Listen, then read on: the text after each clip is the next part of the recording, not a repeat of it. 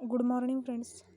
आजच्या लेक्चरमध्ये आपण फ्लेक्झिबल बजेटचा प्रॉब्लेम बघणार आहोत. तर प्रॉब्लेम बघा. The budget expenses of production at 100% capacity of Yogesh limited Pune are given below. बघा, आपल्याला योगेश लिमिटेड कंपनीचं फ्लेक्झिबल बजेट प्रिपेअर करायला सांगितले आणि त्यांनी आपल्याला 100% कॅपॅसिटीची इन्फॉर्मेशन दिली. बघा, पर्टिक्युलर्समध्ये जे फिक्स एक्सपेन्सेस, व्हेरिएबल एक्सपेन्सेस आणि सेमी व्हेरिएबल जे एक्सपेन्सेस असतात तर ते दिले आणि त्याची फिगर ही 100% कॅपॅसिटीनुसार दिली. त्यानंतर खाली सांगितले त्यांनी prepare flexible budget for a production at 60% and 80% capacity. आणि आपल्याला फ्लेक्झिबल बजेट जे प्रिपेअर करायचं आहे ते कोणत्या कॅपॅसिटीसाठी करायचं आहे, 60% आणि 80%साठी. आणि आपल्याला ही इन्फॉर्मेशन जी दिली प्रॉब्लेममध्ये, ती इन्फॉर्मेशन कोणत्या कॅपॅसिटीची दिली तर ती 100% कॅपॅसिटीनुसार आपल्याला फिगर दिलं आहे. त्यानंतर बघा, आता आपल्याला सोल्युशन बघायचं आहे फ्लेक्झिबल बजेटचं.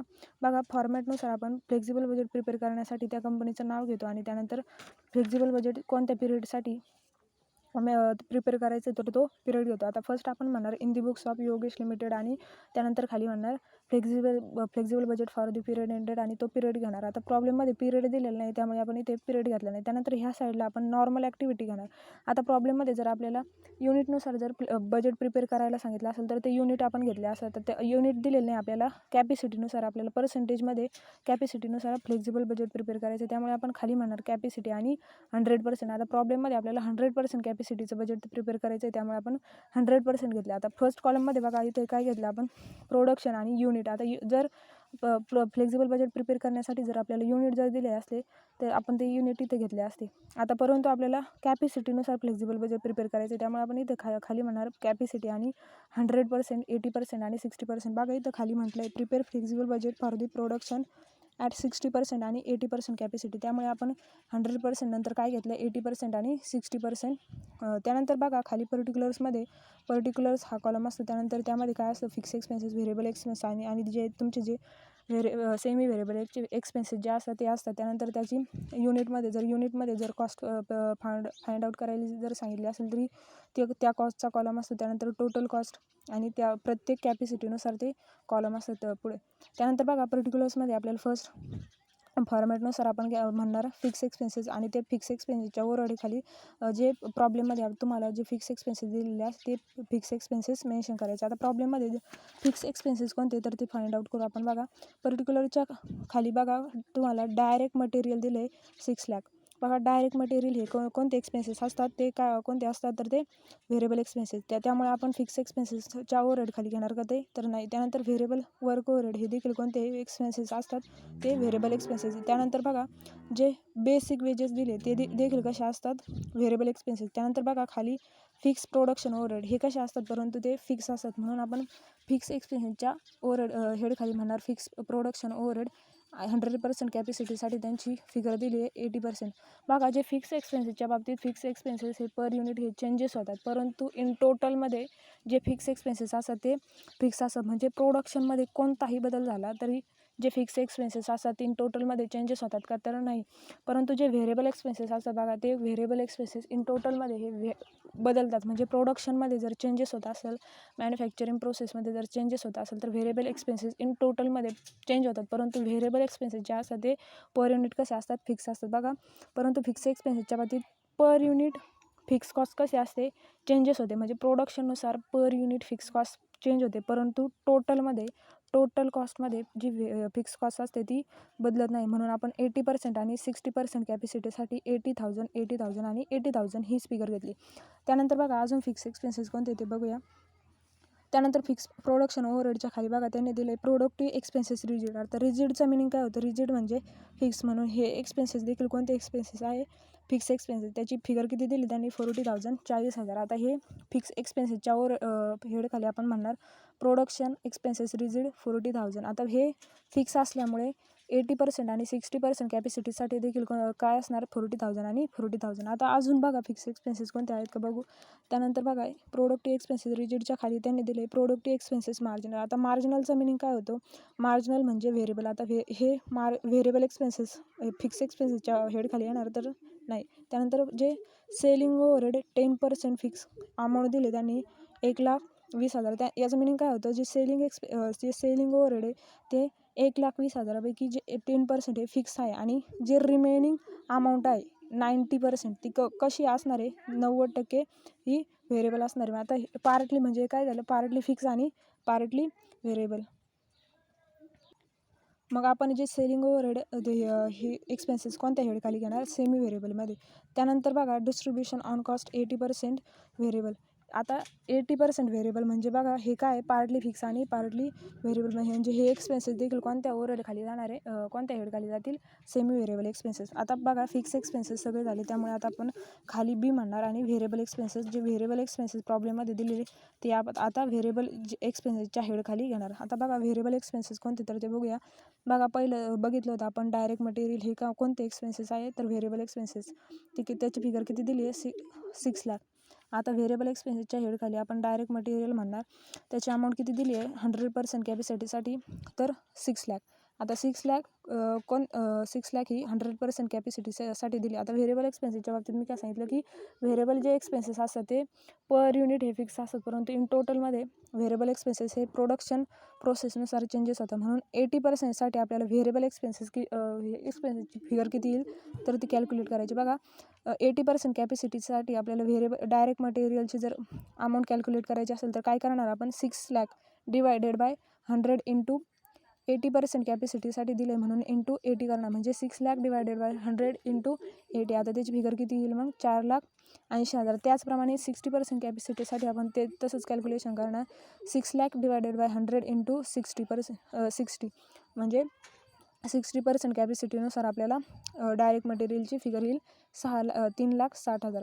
त्यानंतर बघा अजून व्हेरिएबल एक्सपेन्सेस कोणते तर ते बघूया. बघा खाली डायरेक्ट मटेरियलच्या नंतर दिले त्यांनी व्हेरिएबल वर्क ओव्हरहेड 2 लाख. बघा व्हेरिएबल वर्क ओव्हरहेड हे देखील कोणते एक्सपेन्सेस आहे, व्हेरिएबल एक्सपेन्सेस, म्हणून ते व्हेरिएबल एक्सपेन्सेसच्या हेडखाली घेणार आपण. व्हेरिएबल वर्क ओव्हरहेड 100% कॅपॅसिटीसाठी त्यांनी फिगर दिली 2 लाख. आता ती 2 लाख 100%साठी झाली, 80% आणि 60%साठी 60% कॅपॅसिटीसाठी आपल्याला अमाऊंट कॅल्क्युलेट करायची. आता डायरेक्ट मटेरियलची आपण जशी अमाऊंट कॅल्क्युलेट केली 80% आणि 60%साठी, त्याचप्रमाणे अमाऊंट कॅल्क्युलेट करायची. काय म्हणायचं, 2 लाख डिवायडेड बाय 100 इंटू 80 किती येईल ती फिगर, 1,60,000. त्याचप्रमाणे आपल्याला 60% कॅपॅसिटीसाठी अमाऊंट कॅल्क्युलेट करायची असेल तर काय करणार आपण, 2 लाख डिवायडेड बाय 100 इंटू 60 म्हणजे आपल्याला 60% कॅपॅसिटीनुसार जी व्हेरिएबल वर्क ओव्हरहेडची जी अमाऊंट आहे ती कॅल्क्युलेट होईल. त्यानंतर बघा व्हेरिएबल वर्क ओव्हरहेडच्या खाली दिले त्यांनी बेसिक वेजेस. आता बेसिक वेजेस हे देखील काय झाले, व्हेरिएबल एक्सपेन्सेस, म्हणून आपण व्हेरिएबल एक्सपेन्सेसच्या हेडखाली घेणार बेसिक वेजेस. त्याची 100% कॅपॅसिटीसाठी त्यांनी किती अमाऊंट दिली आहे, 2 लाख.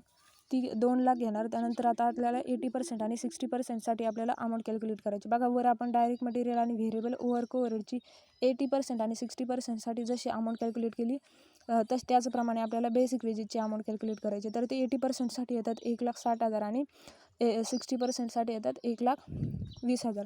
त्यानंतर बघा अजून व्हेरिएबल एक्सपेन्सेस कोणते तर ते बघूया. बेसिक वेजेस झाल्यानंतर आपल्याला फिक्स प्रोडक्शन ओव्हरहेड दिले ते कोणते आपण घेतले, ते फिक्स एक्सपेन्सेसच्या हेडखाली. त्यानंतर प्रोडक्ट एक्सपेन्सेस रिजिड हे देखील कोणते फिक्स एक्सपेन्सेस होते ते आपण फिक्स एक्सपेन्सेसच्या हेडखाली घेतले. त्यानंतर बघा प्रोडक्ट एक्सपेन्सेस मार्जिनल. आता मार्जिनलचं मिनिंग मी काय सांगितलं की ते मार्जिनल म्हणजे काय असतं, व्हेरिएबल. आता हे एक्सपेन्सेस कोणते झाले मग, variable expenses. Product expenses marginal किती दिले त्याने, 40,000. आता ते कोणत्या हेडखाली घेणार आपण, व्हेरिएबल एक्सपेन्सेसच्या. आता बघा बेसिक वेजेसच्या खाली आपण म्हटले प्रोडक्शन एक्सपेन्सेस मार्जिनल, त्याची 100% कॅपॅसिटीसाठी अमाऊंट किती दिली आहे, प्रोडक्टिव्ह एक्सपेन्सेस मार्जिनलची 40,000. आता 40,000 घेतली आपण 100% कॅपॅसिटी खाली.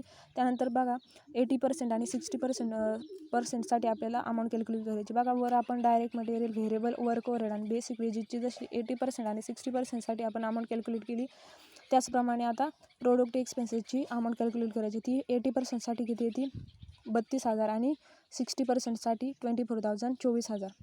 बघा आता अजून व्हेरिएबल एक्सपेन्सेस कोणते आहेत का ते बघूया.